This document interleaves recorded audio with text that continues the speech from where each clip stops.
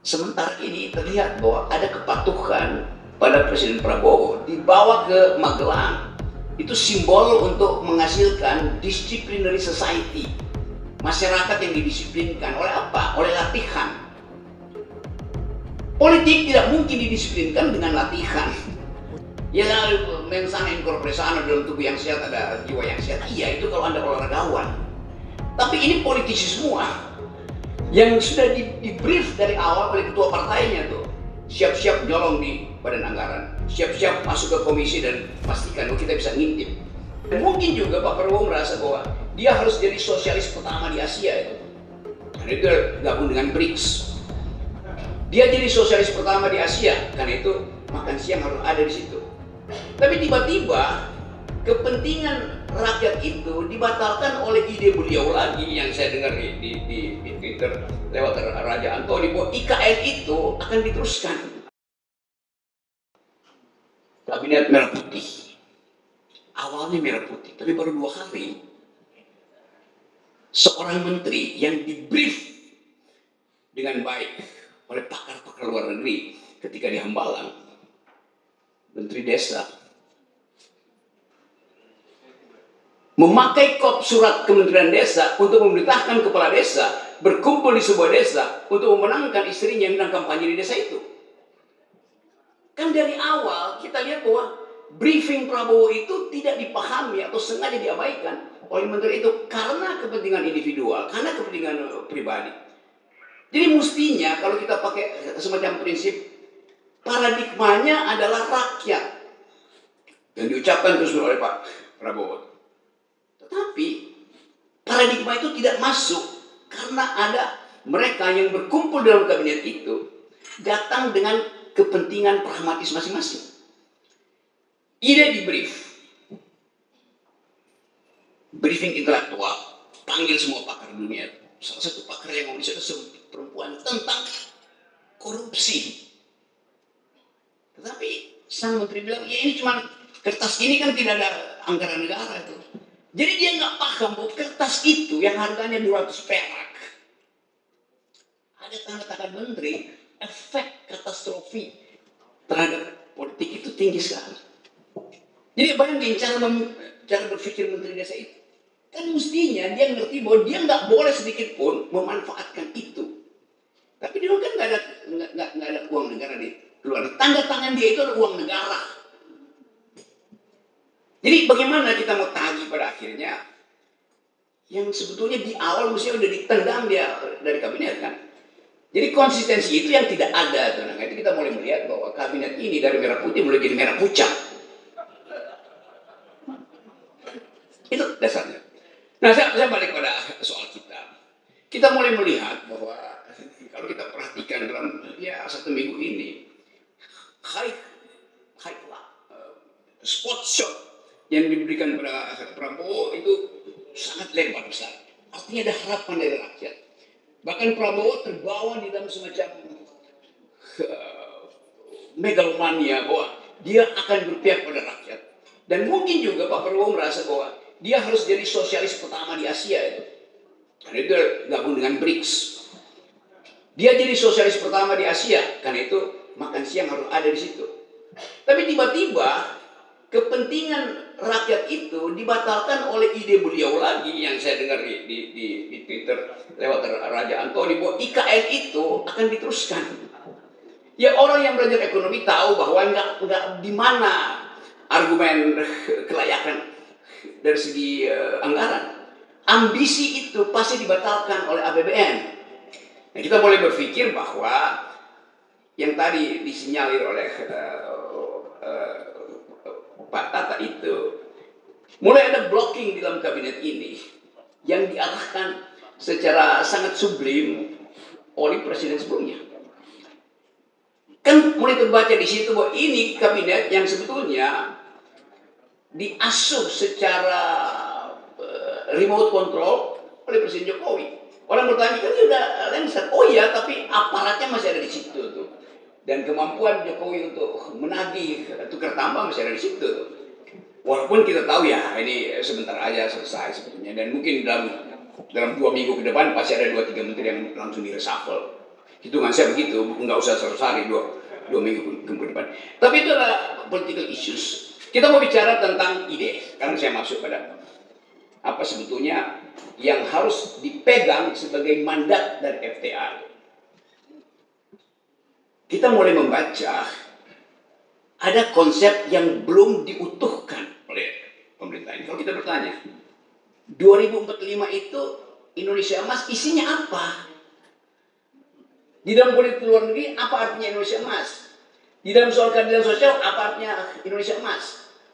Pilihan ekonominya seperti apa? Kita nggak dapat ide itu tuh. Jadi tetap kita cuma dapat ide yang akan ditumbuhkan 8% ekonomi Indonesia. Oke, 8% itu artinya itu akan ada sektor yang tumbuh kira-kira 10-20%, ada sektor yang tumbuh 1%. Kan buat dapat rata-rata 8% mesti ada yang di-push ke atas kan.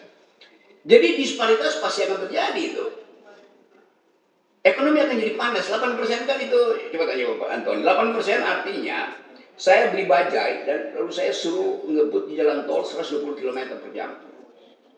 Rontok mesinnya itu. Benar Pak Anton? Konsepnya.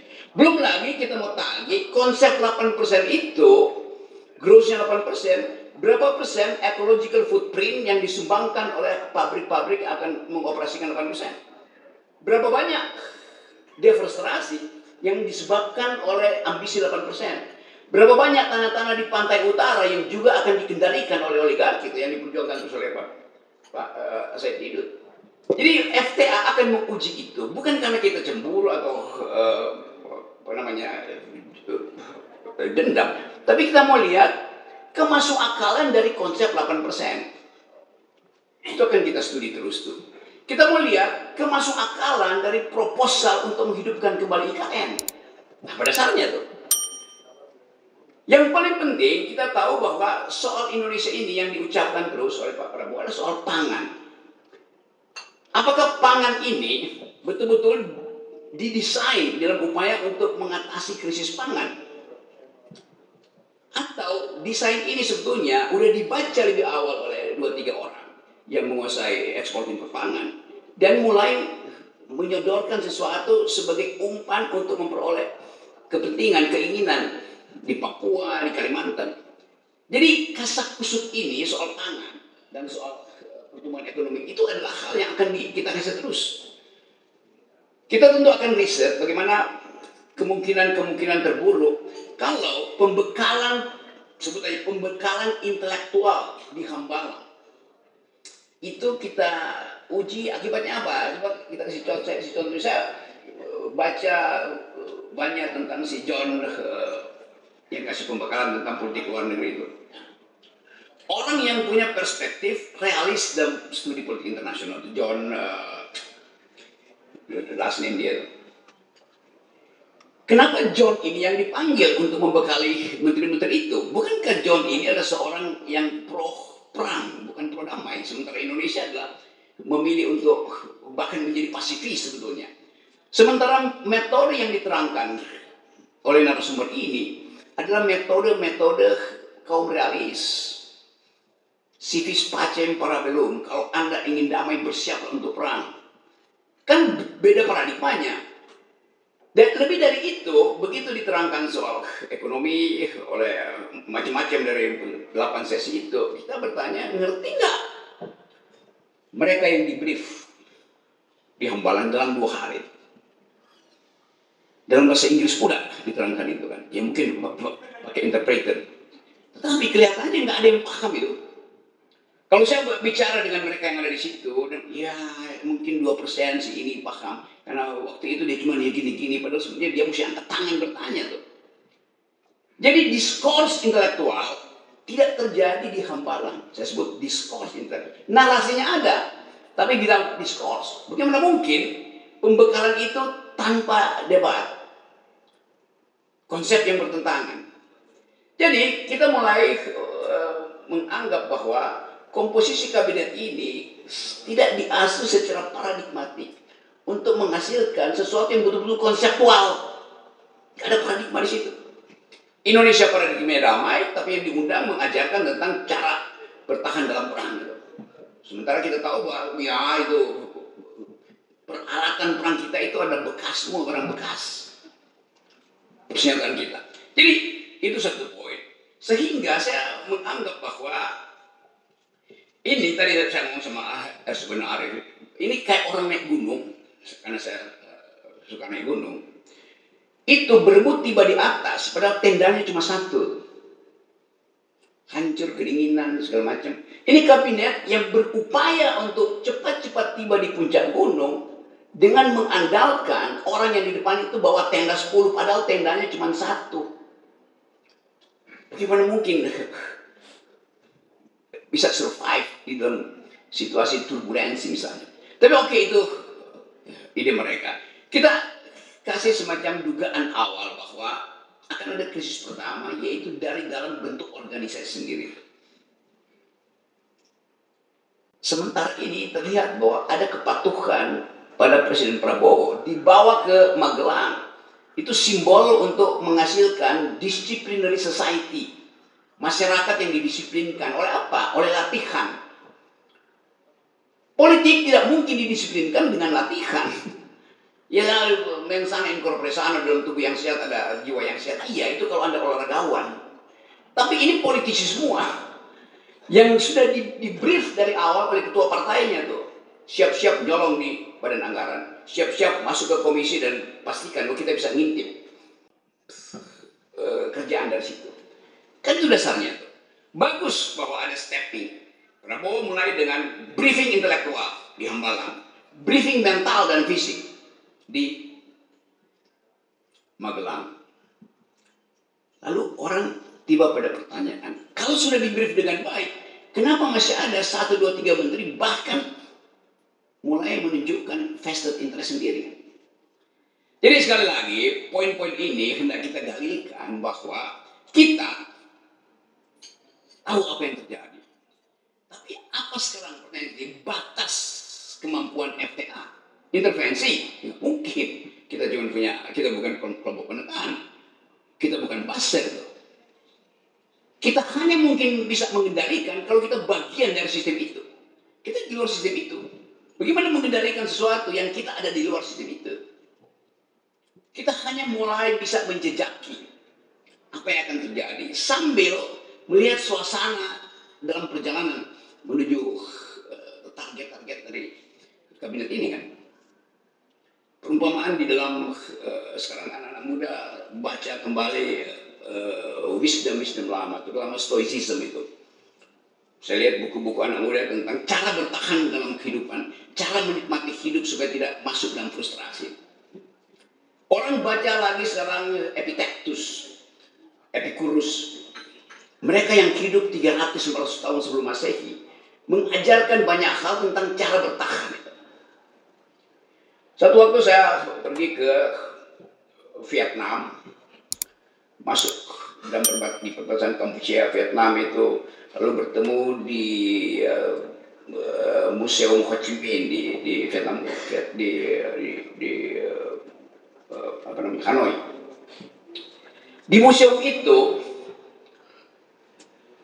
di samping museum Ho Chi Minh ada museum kecil di situ tentang sejarah pemikiran Ho Chi Minh di dalam era pertarungan ideologi dunia.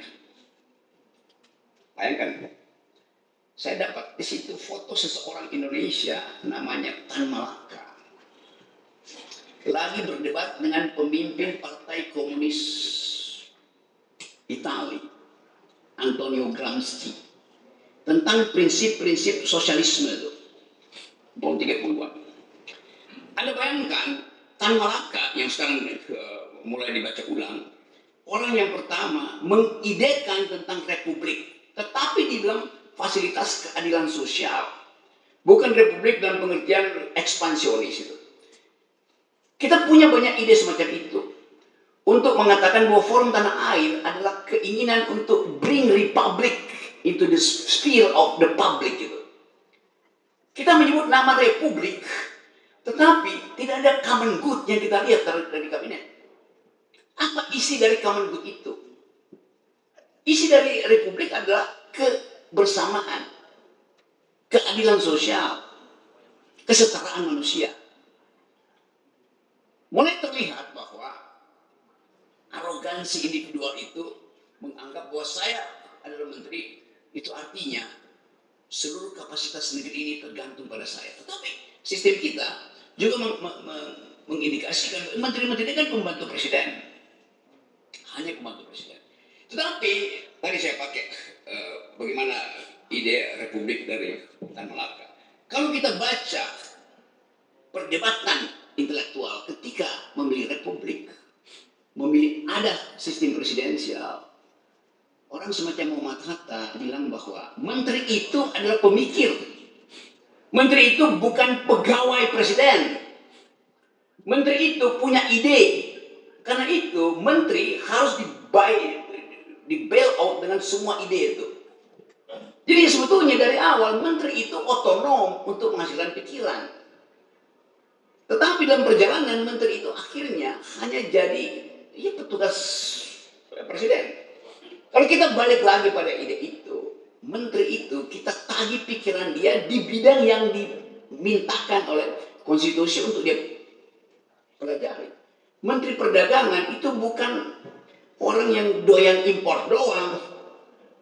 Dia mesti ada ide tentang Indonesia mau ditempatkan di dalam pertengkaran ideologi ekonomi dunia dengan fasilitas seorang libertarian, seorang komunitarian, atau seorang sosialis. Kita mau dengar ide itu kan. Jadi ini kesempatan bagi FTA untuk membongkar juga dokumen-dokumen awal negeri ini. Supaya kita tahu republik ini mau diarahkan kemana. Kalau saya datang ke Papua, satu waktu saya kasih kuliah di Papua, ada satu orang tanya, Pak Rocky, menurut Pak Rocky, kami menolak Pancasila, kata orang Papua. Tapi menurut Pak Rocky lebih penting mana, sila kedua atau sila ketiga? Bayangkan Pak. Dia bisa pikirkan itu tuh. Dengan cepat saya bilang, pasti kalian ingin sila kedua itu. Kemanusiaan yang adil dan beradab harus mendahului persatuan Indonesia. Tepuk tangan semua. Udah intelijen saya pasti ditangkap. Karena dianggap mempromosikan kemerdekaan Papua. Karena mestinya persatuan lebih dahulu. Tetapi secara ideologis, Bung Hatta juga akan setuju bahwa tidak mungkin ada persatuan kalau ada disparitas ekonomi. Ada rasa tidak damai pada publik. Jadi kita mau bongkar itu. Jadi saya ingin supaya Forum Tanah Air jadi tempat untuk membicarakan ulang the idea of republic di dalam sejarah perjuangan kita. Itu yang hilang. Itu yang menyebabkan anak-anak sekarang itu, anak-anak muda itu menganggap ya republik iya. Ada seorang pelajar di Turki, satu waktu saya kasih kuliah di Turki, dia angkat tangan, dia tanya, kita republik, benar, respublika ada, tapi yang diurus adalah kepentingan privat. Jadi bayangkan anak muda ini mulai memikirkan, loh katanya republik. Terus dia bilang, saya nggak mau pulang selama republik itu tidak mengurus respublika. Kenapa kamu nggak mau pulang? Dia bilang, saya baru lulus PhD, dapat beasiswa dari negara. Saya malu kalau saya nggak pulang. Artinya saya nyolong. Tapi saya tanya, kenapa kamu nggak pulang? Kalau saya pulang Pak, dengan pangkat sekarang doktor, saya akan kembali pada bos saya yang setiap hari suruh saya markup anggaran. Is it a kind of republics? Jadi anak-anak muda ini juga mulai cemas melihat bahwa mereka tahu, akhirnya mereka mulai membaca sejarah pembentukan republik. Jadi Forum Tanah Air di dalam keadaan diasporik akan mengupayakan ada jaringan diaspora yang hendak mengembalikan pikiran di dalam pertengkaran politik. Pikiran di dalam pertengkaran politik. Sama seperti ketika negara ini dibangun, ada pertengkaran politik di konstituan. 3 bulan terus-menerus berpikir tentang ini. Sekarang ada kesempatan buat dunia diancam oleh Perang Dunia Ketiga. Ekonomi mulai mengalami ketidakmampuan untuk mengambil sikap misalnya bahwa kita mau pro-growth di dunia itu atau human solidarity. Kita tahu bahwa dunia ini sekarang isunya kan biasa lah, isu cuma global security adalah isu bersama kita. Environmental ethics adalah isu bersama kita karena kita nggak bicara lagi NKRI harga mati. Ini planet harga mati itu yang jadi isu dunia. Yang ketiga human solidarity. Jadi kalau FTA mulai untuk menuntun negeri ini dengan 3 isu itu, global security, banyak pakar di sini, environmental ethics, berlimpah pikiran tentang krisis lingkungan, dan human solidarity. Tiga ide ini akan comply dengan ide-ide dunia. Jadi seterusnya nanti mewakili FTA, saya ingin teman-teman bantu kita untuk secara intensif membicarakan tiga isu ini. Satu, global security, karena kita akan terlibat mau tidak mau di dalam pertandingan global. Environmental ethics, karena tutupan hijau kita itu berkurang. Walaupun gengnya Jokowi bantah tuh, Rocky Gerung itu bohong tuh. Tutupan hijau kita justru bertambah kok, nggak ada deforestasi. Dia aja dari drone, hijaunya tambah. Saya bilang iya. You zoom in di situ, you tahu itu hijau lapangan golf, hijau sawah yang akan dicetak di Papua, hijau sawit yang semuanya monokultur. Bukan itu yang disebut green di dalam sustainable ideas of green economy, circular economy. Jadi sekali lagi, tadi saya bilang apa ya? Jadi FTA punya 3 kurikulum. Satu, kita akan pantau global security, termasuk posisi Indonesia di dalam persaingan global security ini. Yang kedua, environmental ethics ini penting sekali dasarnya. Saya masih ada waktu nggak? Saya mau terangkan agak panjang supaya sekaligus kita dapat soal environmental ethics. Satu waktu saya ngopi di mana lagi ya? Di Budapest. Sebenarnya anak muda datang nawarin kopi, saya bilang kita Indonesia punya kopi. Apa kopinya? Gayo. Dia bertanya, anak muda ini, Gayo ada di Aceh. Dia Google, lalu dia tanya, kopi yang Anda unggulkan itu ditanam di bukit nomor berapa? Panik saya. Dia tahu bukit-bukit itu. Karena udah dipetakan, bukit 1, 2, 3, 4. Dia bisa tunjukkan, iya ini kopi yang enak.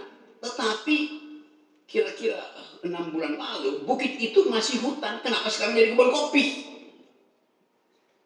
Jadi itu yang mau saya terangkan, bahwa tidak mungkin kita lolos dari mungkin mata dari Elon Musk yang pasang Starlink di atas kita. Itu yang saya ingin supaya kita mengerti bahwa semua hal yang kita bicarakan juga connected dengan ide-ide dunia. Saya ngomong tentang hilirisasi. Anak muda Eropa angkat tangan. Memang ada hilirisasi. Energi di hilir itu bagus. Tapi problemnya bukan apa yang ada di hilir, tapi yang ada di hulu. Apa yang ada di hulu? Kotor secara politik, bersih secara hilir, kotor secara politik. Dan itu juga yang diiakan oleh Hasyim Johari Kusumo kemarin. Bahwa 10 orang Indonesia itu menguasai industri hulu itu tanpa ada persaingan di dalam lelang yang masuk akal. Jadi ada monopoli di hulu itu bagi orang Eropa, itu anak-anak muda Eropa terutama, itu hanya kotor secara politik karena cuma ada 4-5 pemain nikel. Jadi kita mesti lihat cara berpikir baru itu, bahwa orang nggak persoalkan energinya bersih, tetapi diperoleh dengan cara bersih apa tidak.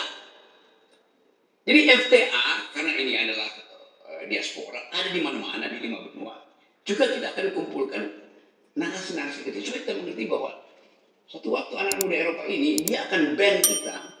Karena menganggap kalian do not speak environmental ethics. Produk-produk kita akan di ban di sana. Tentu mereka pasti akan minta partai buruh atau partai hijau di situ untuk jangan bantu Indonesia.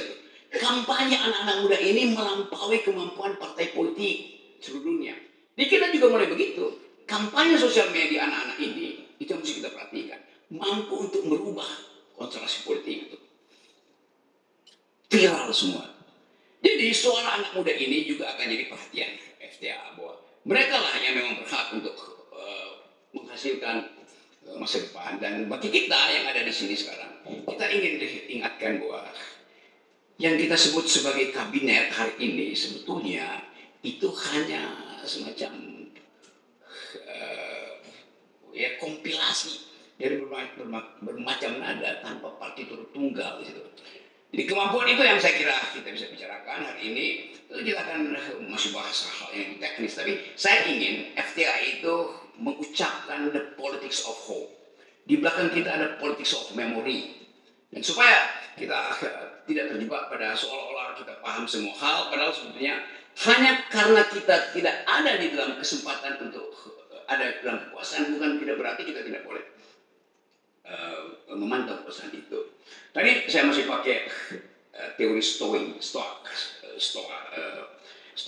stoicism itu filsafat yang mengajarkan keteguhan hati, bahkan memanfaatkan kesulitan itu untuk membekali diri. Dalam kesulitan kita yang kita nggak ada di dalam, kita nggak mungkin kontrol yang ada di dalam, tetapi kita bisa katakan bahwa kita di dalam perjalanan menuju 2029 kita tahu apa yang sedang terjadi.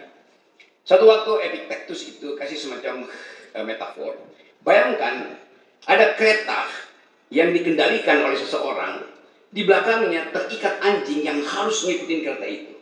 Tapi karena tali anjing itu panjang, si anjing itu kadang-kadang bisa melirik ke kiri, bisa melirik ke kanan. Sementara isi kusir kereta itu dia cuma lurus pandang ke depan. Anjing ini punya kemampuan untuk menangkap energi kiri kanan, punya kesempatan untuk menyaksikan panorama yang lebih indah daripada si kusir.